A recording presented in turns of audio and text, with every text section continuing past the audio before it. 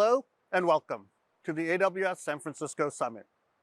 My name is Chanu Damarla, and I'm the Principal Product Manager for Lake Formation. And in this session, we will talk about modern data architectures on AWS. I will start with an overview of why our customers are building modern data architectures, describe what a modern data architecture on AWS looks like, review how to secure and share data across your entire organization using Lake Formation, go over some common data sharing patterns before summarizing the presentation. Let's dive right in and talk about why customers are building modern data architectures. The simple answer is that customers want more value from their data. The data volumes that customers are managing is growing exponentially from terabytes to petabytes, and in some cases, even exabytes of data. In addition, they're working with increasingly diverse sources like logs, real-time streams from IoT devices, voice recordings from their call centers, or videos from a social media site. Finally, we're seeing that data is being used not just by more people in an organization, but increasingly by applications to automatically take action when conditions change. For example, an application may automatically order new supplies when the inventory in a store drops below a certain threshold. Traditional on-premises solutions aren't able to handle these data volumes because they don't scale well enough and are often too expensive. These systems were built around data warehouses where you consolidate data from multiple source systems to populate operational reports. They were simply not built for the exponential growth of event data like log files, clickstream data, or machine-generated data from IoT devices.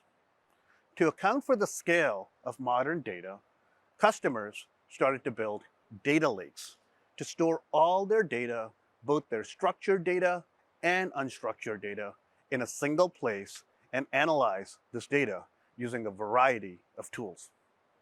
However, to get the most out of their data, customers are increasingly adopting a modern data architecture. A modern data architecture gives you the best of both data lakes and purpose-built data stores. It enables you to cost-effectively store all your data in open, standards-based data formats in your data lakes. And then based on your use case, portions of this data may be loaded into purpose-built data services for fast query processing or advanced analysis. A modern data strategy lets you break down data silos and empowers your teams to run analytics or machine learning using the best tool for the job, all while making sure that the data access is properly secured with the appropriate data governance controls in place. Now, let's see what a modern data architecture on AWS looks like.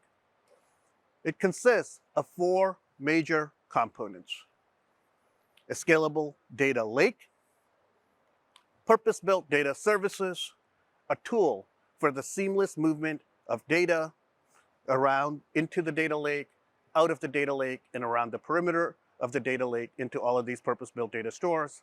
And finally, a tool for unified data governance across your entire architecture. We will cover each of these components in detail. At the heart of a modern data architecture is a scalable and secure data lake. Data lakes are the new information hub. They are a flexible, secure repository that enables you to govern, discover, share, and analyze your structured and unstructured data at any scale using the tool of your choice. There are many benefits to data lakes. First, they let you store all your data: your relational data, your non-relational data, your structured data, your semi-structured data, your unstructured data, cost effectively. Our largest customers are managing exabyte scale data lakes on AWS. By storing your data in open formats, you're able to decouple storage from compute. So when it's time to analyze your data, you can choose the best tool for your job from a variety of on-demand, pay-as-you-go, analytic, and machine learning engines. And many of these engines process the data in place. So you don't have to move data into each of these engines. You don't have to build a walled garden that you're migrating data into and potentially have to take data out of.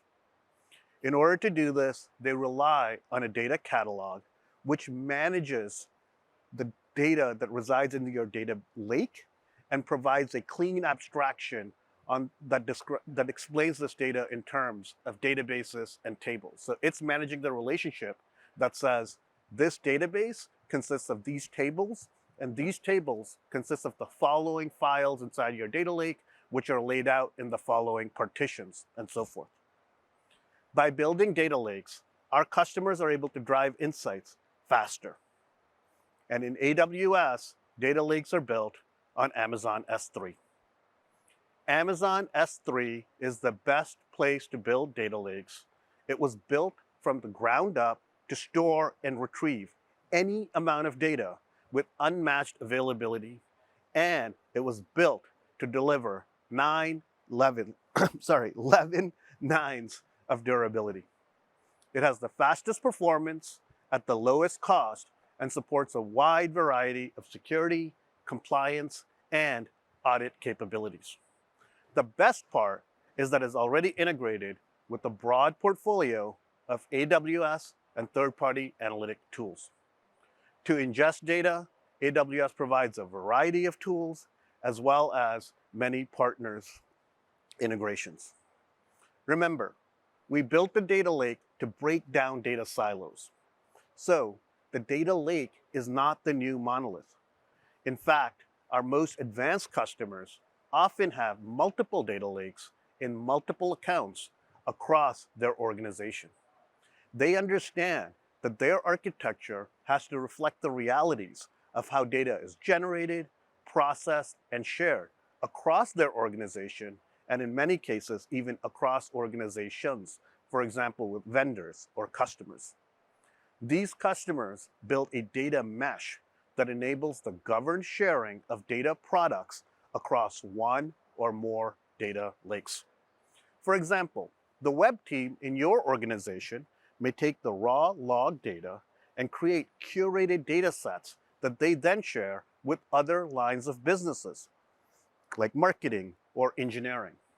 And these lines of businesses may create curated data sets of their own that they then share inside the organization as well. Now, of course, all of this sharing has to be governed to ensure that organizations comply with the applicable regulations for who can use the data and what data can be used. There are more data lakes, data meshes, and analytics on AWS than anywhere else. In fact, we have hundreds of thousands of data lakes across all industries and organizations of all sizes. Now, once you get the data into your database, into your data lake, you catalog it to make this data easily available and accessible to purpose-built data stores. And on AWS, the Glue Data Catalog is the most popular metadata store for data lakes. It has unmatched durability, availability, and scalability. It's serverless, cost-effective, and already integrated with many AWS and third-party analytic services. And this brings us to the second key component of modern data architecture, the purpose-built data services. These tools are use case specific and purpose-built from the ground up to deliver the best in performance and cost. Many of these tools support multiple deployment options, including a serverless option, so you can get started with them immediately. AWS provides the broadest and deepest set of purpose-built services optimized to give you the best in-class functionality for all your workloads. So you don't have to compromise on functionality, performance, scale, or cost. Now let's review some of these tools.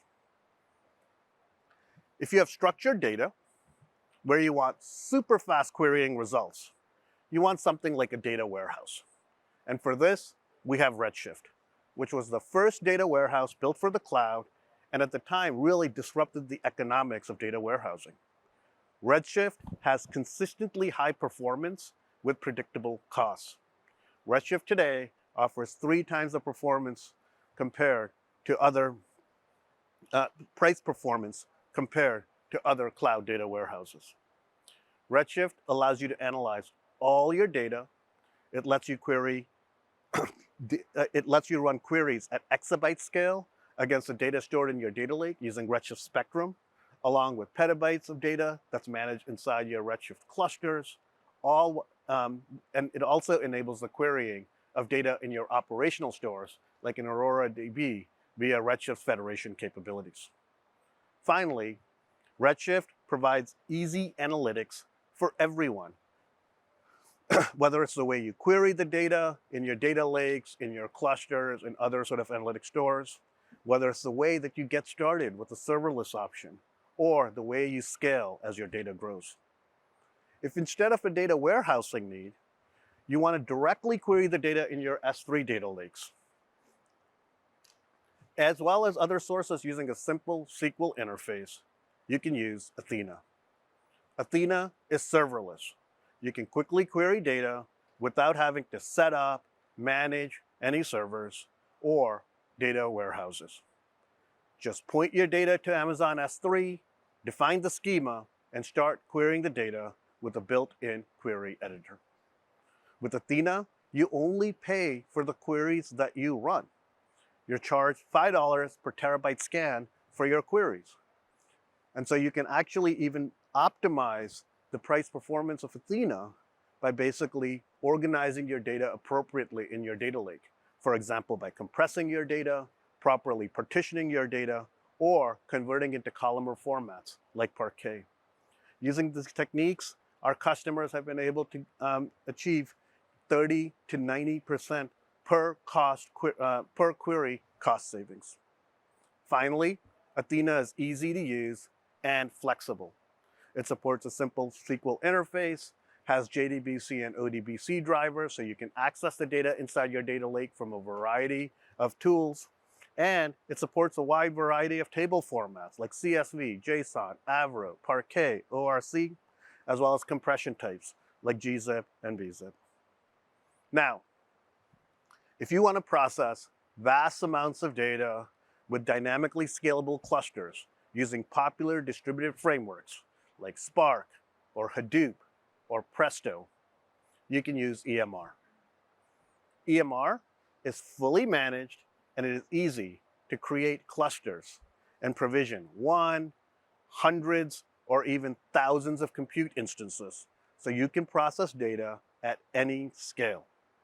You have full control of these clusters and can customize them as needed.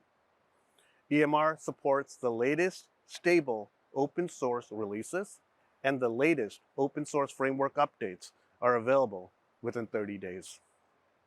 EMR has simple and predictable per second pricing. And because EMR decouples compute from storage, you have the flexibility to scale each of them independently and optimize the costs of each of them independently. For storage, you can take advantage of tiered storage on Amazon S3. And for compute, you can take advantage of EC2 spot instances to save up to 80% on the cost of using on-demand instances. If instead you want to quickly search and analyze large amounts of log data to monitor the health of your production systems or troubleshoot problems, you can use Amazon OpenSearch Service, the successor to Amazon Elasticsearch Service. OpenSearch Service is fully managed, so you can deploy a production-ready OpenSearch Elasticsearch, like versions 1.5 to 7.1, or OpenSearch cluster in minutes. And you can scale these clusters up or down via a single API call or a few clicks on the console. And of course, you can secure the data, and the data is secure at rest and in transit. OpenSearch Service supports OpenSearch APIs, OpenSearch dashboards, open source Kibana, as well as integration with Logstash and other AWS services such as Kinesis Data Firehose, IoT, and CloudWatch logs, just to name a few. Finally, if you want to process streaming data in real time, you can use MSK or Kinesis. Kinesis makes it easy to collect, process, and analyze real-time streaming data so you can get timely insights quickly to new information. And MSK is a fully managed, highly available, and secure Apache Kafka service. You can migrate and run existing Apache Kafka applications on AWS without any changes. MSK is also highly available and continuously monitors the health of your monitors cluster health and replaces unhealthy components as needed. As you can see, we have purpose-built data services for all your analytic workloads, and many of these services support a serverless option so you can get started with them immediately. The benefit of serverless is that you can focus on what you do best, which is get the insights from your data and push your business forward. You don't have to manage any infrastructure, and you simply pay for what you use. And we take care of the rest, like provisioning compute, applying patches, performing routine maintenance, and continually monitoring your infrastructure that your workloads are running on, monitoring the infrastructure that your workloads are running on, so we can to replace unhealthy instances. Some of our serverless analytic services include for data warehousing. Redshift now supports Redshift serverless, and EMR supports EMR serverless for your big data processing workloads. So you can get started processing your data with minimum hassle. For streaming and real-time analytics, they're MSK serverless and Kinesis data streams on demand. Athena, Lake Formation, QuickSight, the Glue Data Catalog, and Glue crawlers were serverless from the start, and by nature they were designed to be serverless. And Glue has actually supported a serverless Spark version since 2017. For almost every type of analytic need that you have, we have a serverless option to make it easy for you to get started with immediately. We also know that machine learning is increasingly important for you. And so for many of our services, they now support built-in machine learning integration.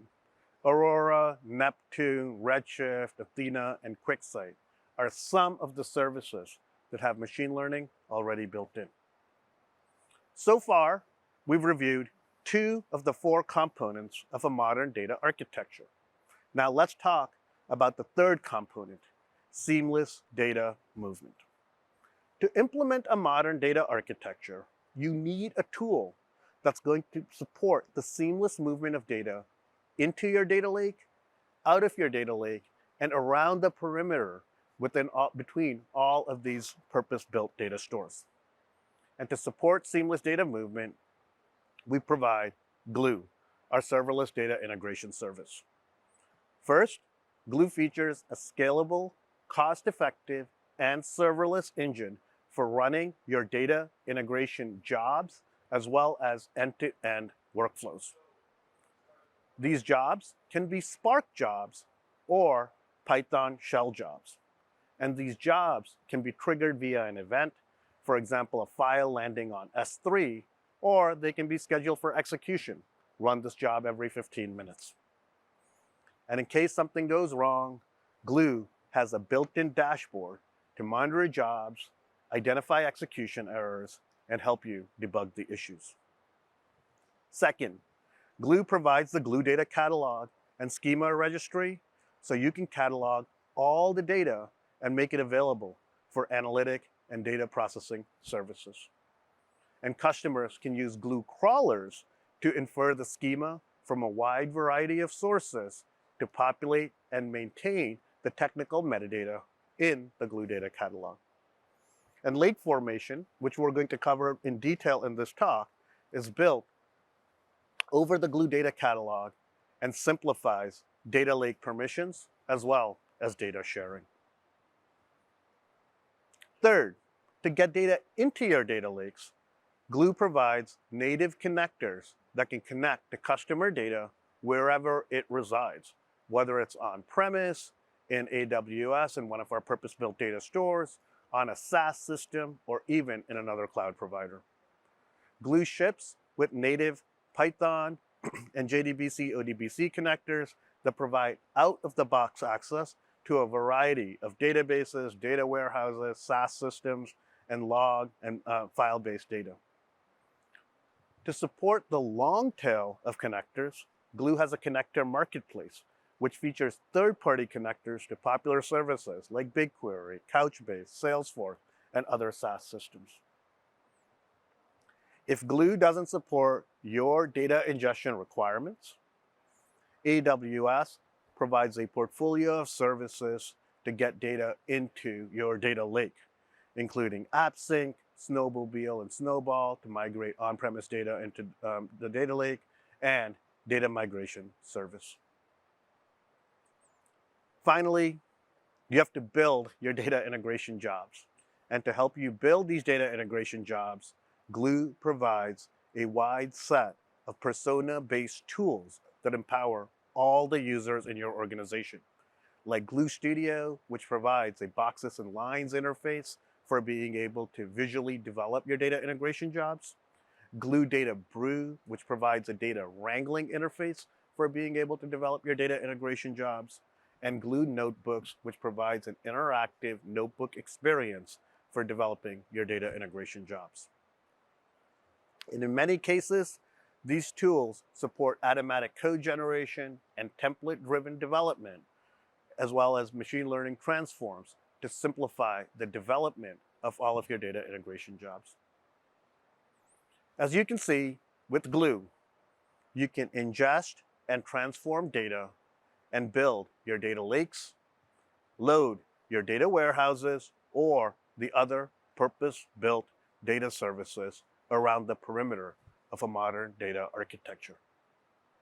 Now, once you have data in your data lake and your purpose-built data stores, you need a unified data governance solution to ensure that all the data is secured, only the users that are allowed to access data are accessing that data, and you're complying with all your regulatory requirements. And to support unified data governance, we provide lake formation. We're going to dig into lake formation in detail in this conversation, in this presentation, but the key capability of lake formation that I want to talk about at this point is basically it provides central data permissions that work across integrated storage, analytic, and machine learning services. And we'll talk about how this works later in this presentation. So there we have it. A modern data architecture on AWS consists of an Amazon S3-based scalable data lake, purpose-built data services around the perimeter like Redshift, EMR, Athena, Aurora, and SageMaker, AWS Glue for the seamless movement of data into, out of, and around the perimeter of your modern architecture, and lake formation for unified data governance. Using these tools, you can get the most out of your data. But before you can use this data, you have to secure data access and be able to share this data across all the different accounts inside your organization. And lake formation was designed specifically for this. Let's dive in.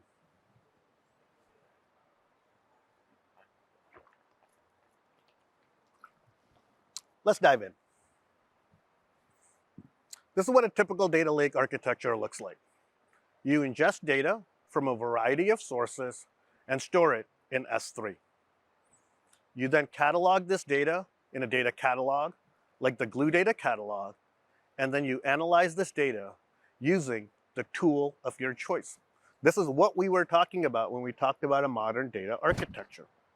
Now, while this looks simple, there are several challenges in securing and sharing this data across your organization. First, managing fine-grained permissions at scale can be difficult and sometimes error-prone. Second, securely integrating the service or application of your choice is hard and in some cases impossible. And third, sharing data across the accounts in your organization can be cumbersome. Let's start with the first two challenges and discuss how lake formation helps you secure the data and integrate the application of your choice. But before we can talk about how lake formation works, we first need to understand the problem. What was hard about sharing this data in the first place?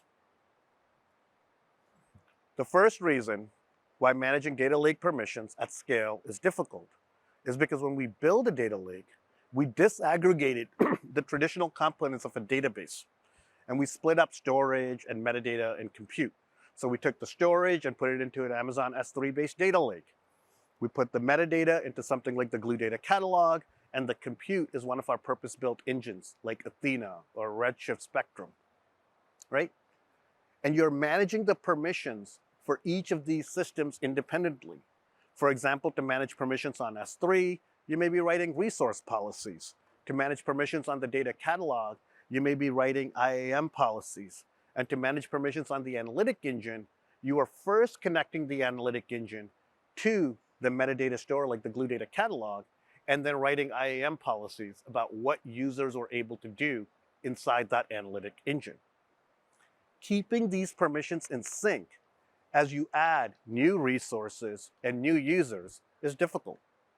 As a result, what we find is that customers sometimes configure overly permissive data catalog policies or overly permissive S3 policies.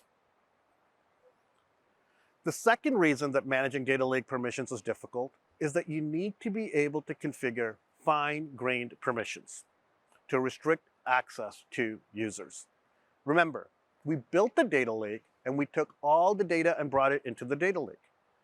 Now users should only have access to portions of this data based on the specific role that they have or the specific job that they're trying to fulfill. And so what you really need is the ability to slice and dice this data to make sure that every single user has only access to the portion of the data that they're supposed to have access to.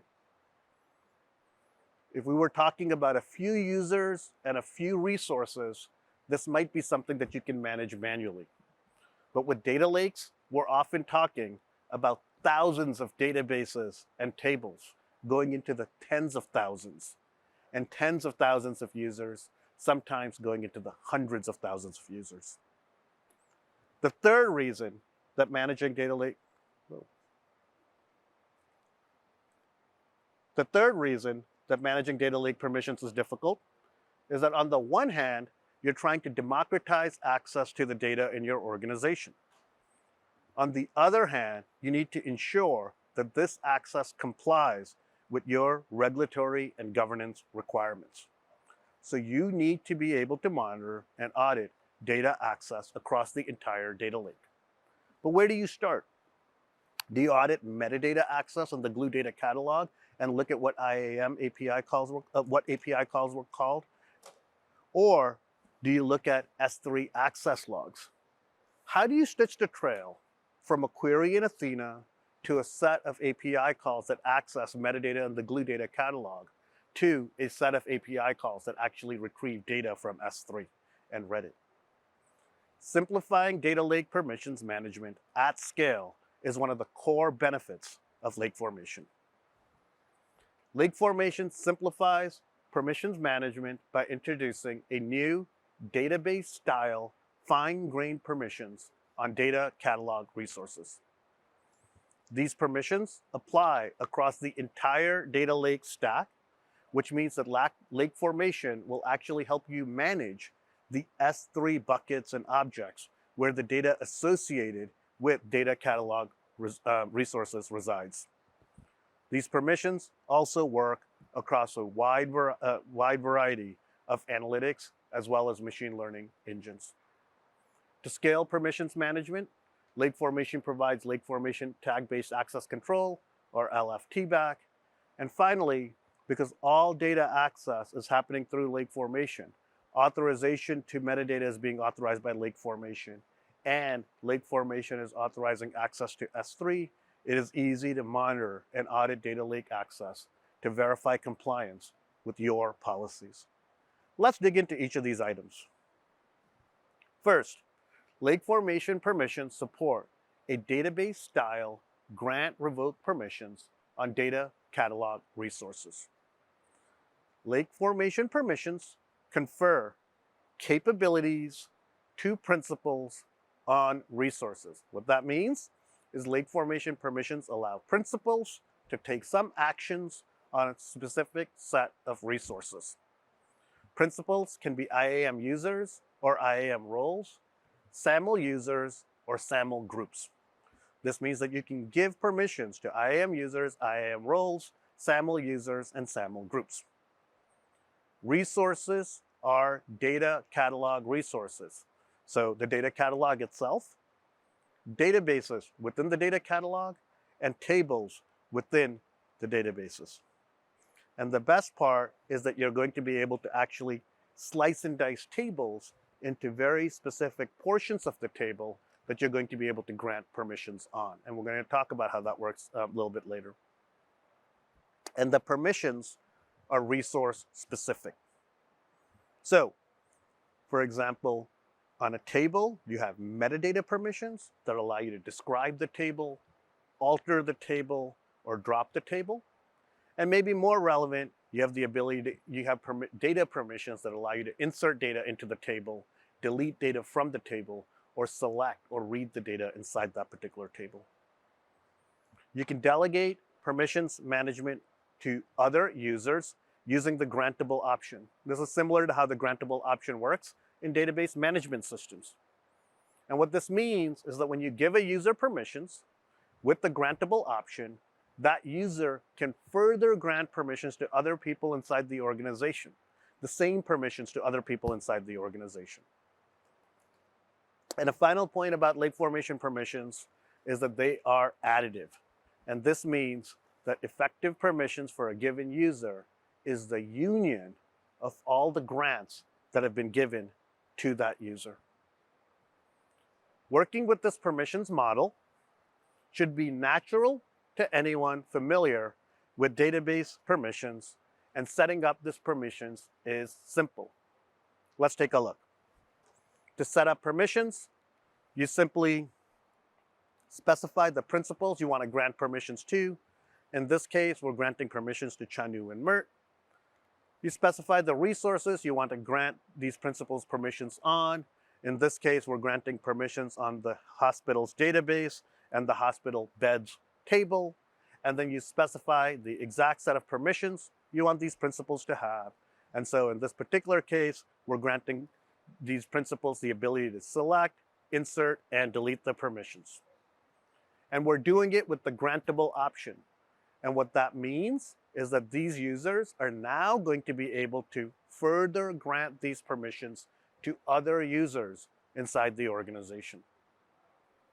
Now, this was a pretty simple example because we were giving access to the entire table.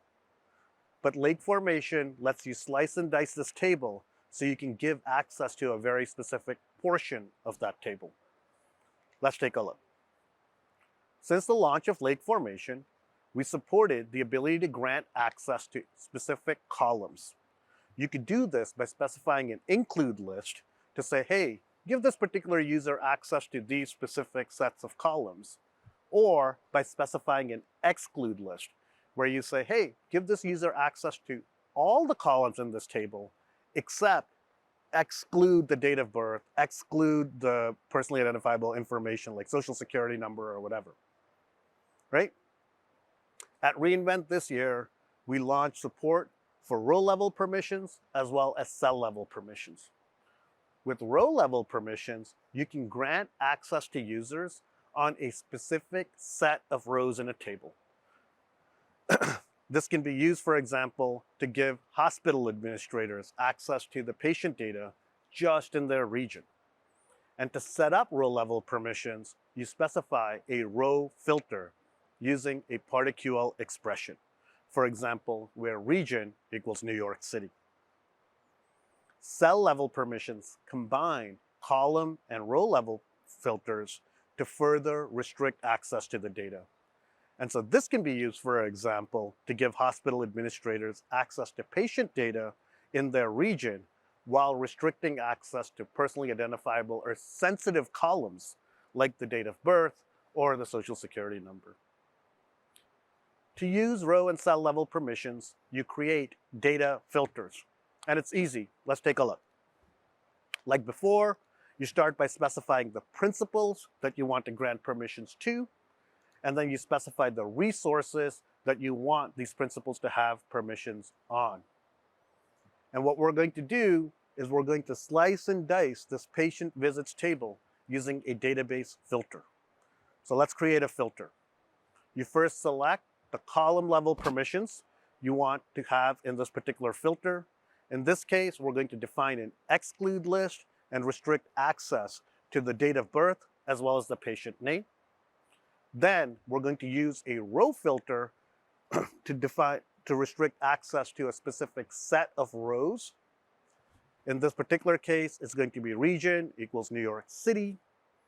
And once we create this filter, you specify the exact permissions you want to grant to the users. And so in this particular case, we're granting these users the ability to select. And you can see we did this without the grantable option. Now, if you had to set up permissions for every single user on every single resource, it would be tedious. And so to simplify managing lake formation permissions at scale, lake formation supports tag-based access control. And using lake formation tags is pretty easy. First, you define your tags and the values that those tags can take. You can also specify which users inside your organization can tag or assign specific tags to resources, the specific tag value pairs to resources. Then you assign lake formation tags to resources. So you can add tags to databases, tables, or columns. And the best part is that lake formation tags are hierarchical. And so this means that when you tag a database, all the tables within that database will inherit that tag. And these tags can be overridden at a lower level. So if you tag a table, that tag that you tag the table with or the assignment that you gave to that particular table is going to override the inherited value from the database, and all the columns within that table are going to inherit this new tag. And you can override the assignment at an individual column level as well. Once you've assigned tags to your resources, you can define permissions and policies to scale permissions management. And setting up permissions based on tags is similar to setting up permissions on resources. Like before, you specify the principals you want to grant permissions to. In this case, we're granting permissions to Merton Nori. You specify the tags you want to grant permissions on, and then you specify the exact permissions you want to grant to the principals. What's different is that you have to define both the database permissions as well as the table permissions, because you can have databases that are tagged with these values, and you can have tables that are tagged with these values. Okay, so far we reviewed lake formation permissions and how you can give users access to just the portion or specific portions of the table that they're supposed to have access to. But what about the underlying S3 data permissions, where the data associated with these resources actually resides? We mentioned before that lake formation unifies permissions across the data lake stack and makes managing access to S3 buckets simpler. It does this via a technique called credential vending. Using this technique, you no longer need to manage and keep data catalog and S3 permissions in sync. Register data locations with lake formation and define permissions on data catalog resources. And lake formation will vend or give temporary credentials to analytic engines so that those engines can access S3 on behalf of users. To make this easier to understand, let's look at a sample query to see how this works.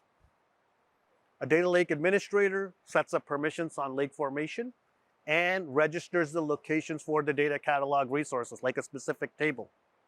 Now, when a user submits a query, the query engine is going to first check or authorize this access using lake formation.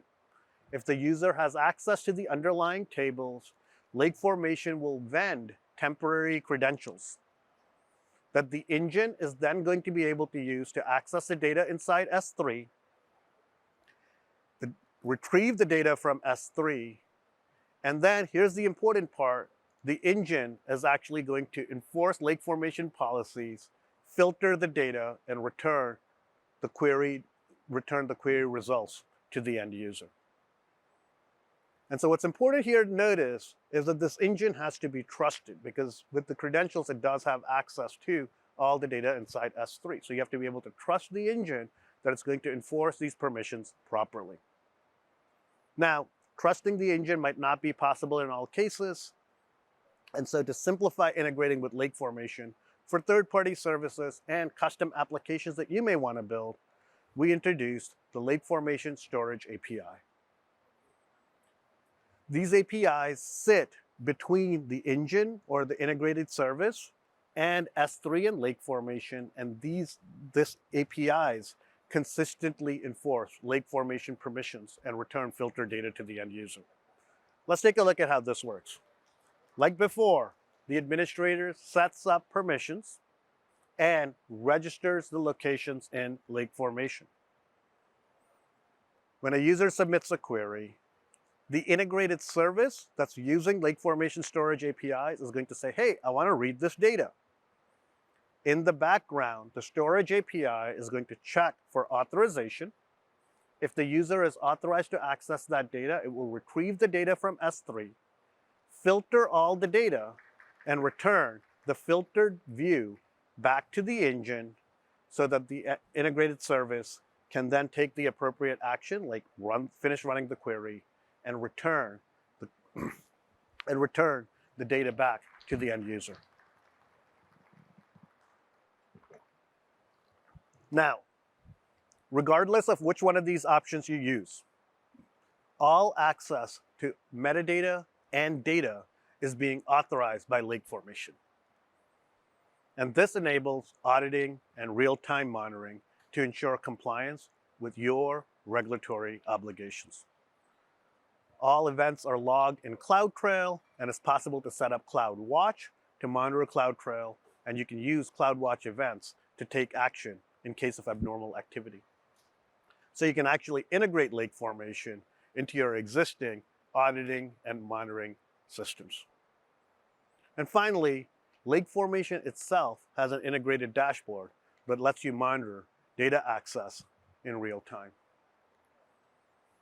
Customers like Macromill, a leading marketing research agency in Japan, and FanDuel, an online gaming site, are using lake formation to secure the highly confidential and personally identifiable data in their data lakes. They appreciate how they can quickly control access to sensitive and personally identifiable data. Okay, now let's look at how lake formation simplifies sharing data across your entire organization and across your entire modern data architecture. To see how lake formation helps, again, we first need to understand why this was challenging or hard in the first place. To share data across the accounts in your organization, you had to set up cross-account IAM and S3 sharing policies.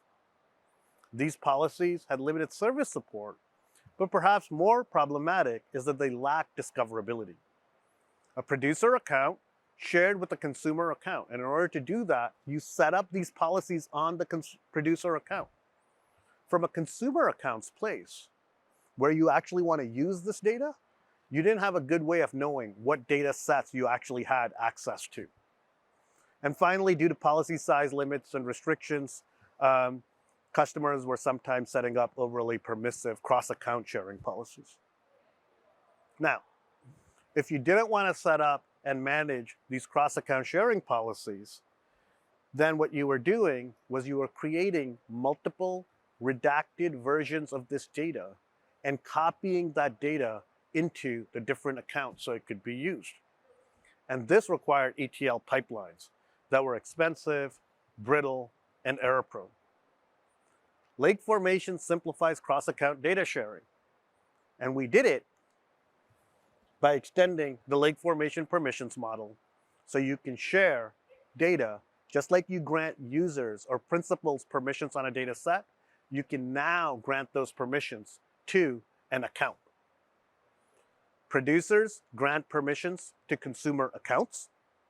And in the background, Lake Formation will set up all the cross-account resource policies and everything for you. If the producer used the grantable option when granting these permissions, the consumer's data lake administrator is going to be able to manage permissions or grant permissions to the different users in the consumer account. The consumer then creates a resource link to these shared resources that are used by analytic engines. So from an analytic engine's perspective,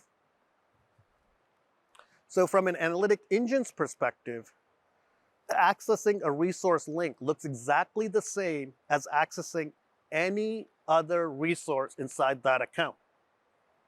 What's different is we know that this is a cross-account request, and Lake Formation will automatically proxy the request over to the producer account, retrieve the latest version of the data for API calls like get table or get partitions, and return that data to the consumer account. Sharing data with accounts is simple. Let's take a look. Just like before, you specify the principals that you want to grant permissions to. In this case, we're granting permissions to an external account or to a specific account. If you're using AWS organizations, you can also share a data set with your entire organization or a specific organizational unit. You specify the resources you want to grant permissions to, and then you specify the exact permissions that you want to grant. With Lake Formation sharing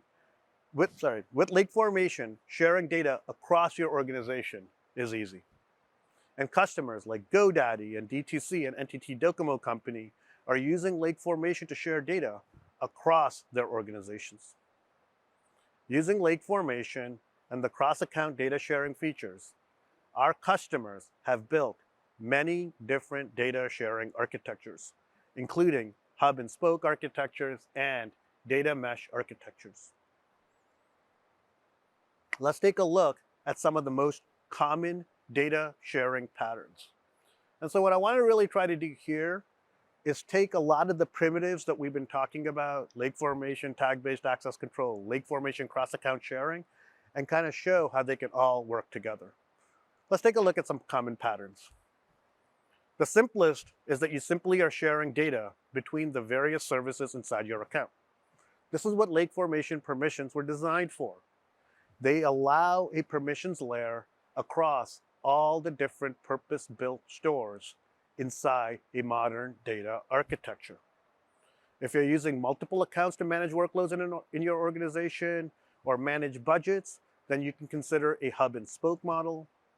And if you have lots of accounts inside your organization, like on the order of hundreds and hundreds or thousands of accounts in an organization, then you can consider something that looks like more of a data mesh model that gives each of your different lines of businesses freedom to build their data products, share, and govern their data products across your entire organization. Let's walk through an example. Let's take the example of a web team that produces raw web data and creates traffic reports, like for how much traffic there is on your website. By adding this traffic report into the Glue Data Catalog and using lake formation permissions, you can make this data available to all the different users inside your organization so they can access this data using the tool of their choice. Now, as you add additional data sets, like a weekly aggregation or a monthly aggregation, to simplify permissions management, you don't want to provide access to every single one of these tables by hand. So to simplify permissions management, you can use lake formation tag-based access control to define data products. And so what this means is that you simply add this tag, product equals web traffic, to your different data sets as you're creating them. And because you define these policies on the tag, as you add these new tables or add these new resources, you're automatically going to be able to, your users will automatically have access to these data sets. Now, once the web team has tested their data product, they can start sharing it with other teams inside your organization. And so these teams may be residing in their own account. And so to share data with the teams in other accounts, you can use lake formation cross account. So in this case, the web team is sharing information with the engineering team or with the marketing team. Right? Now let's imagine the case where your team is growing. The web team is growing. They're starting to create more and more data products. And so as your team is growing, what you're really doing is the web team is starting to use more and more accounts. Right? So the web team might have two accounts in this case, account 1 and account 2, and they're responsible for different data products like web traffic, traffic forecasting, conversion rates, free trial analysis, and so forth. Now, if you wanted to share the data between these accounts with all the people that were interested in these data products, you'd be doing point-to-point data sharing. It could become sort of very problematic. And can become sort of really cumbersome to manage. And so in this case, you may consider setting up a central sharing account. So the data products are actually cataloged into the central sharing account. And from the central sharing account, you're then going to share the data with the other lines of business inside your organization. And so the central sharing account really simplifies data discovery, permissions management, and governance for all the data sharers inside your organization. Now, the final pattern that I want to talk to you about is if you have hundreds or thousands of accounts, then you might want to consider a central catalog and sharing account for each of your lines of businesses. This allows your lines of businesses to manage their own data products and data shares. This brings us to the end of the talk, and I want to take this opportunity to summarize some key points. First, don't build data silos. It's going to eventually lead to inefficiency and challenges with scalability and governance. Second, taking a one-size-fits-all approach will eventually lead to compromises. If you try to put all your data into a data warehouse, you may find that it's too expensive or you can't perform the latest sort of machine learning techniques or something like that. If you put all your data into a data lake and that's the only place you're going to use to access the data, then you're going to miss out on the performance that can be built by using one of our purpose-built sort of data stores. Choose an architecture that lets you use the right tool for your job. And that's what a modern data strategy is all about. A modern data strategy lets you break down data silos, empowers your teams to run the analytics or machine learning that's required to drive their business or their unit forward using the preferred tool or technique of their choice. And in order to do this, consolidate your data into an Amazon S3 based data lake, and then use our purpose-built data stores where you need fast performance or one of the specific capabilities. For example, EMR for big data processing, OpenSearch service for log analytics, Redshift for your data warehousing needs. A modern data architecture really sets you up for long-term success and helps you unleash the power of your data. I want to end with a little blurb on training. We're all about sort of builders at AWS. And so we have a couple of sort of training that I want to call out, specifically our Skill Builder, which is an online sort of learning center that makes it easy for anyone to get started, from beginners to like sort of very experienced people. We have over 500 digital courses there in up to 16 different languages. And then consider one of our certifications. Please scan the QR codes here to get started with your cloud skills training and certifications. Thank you.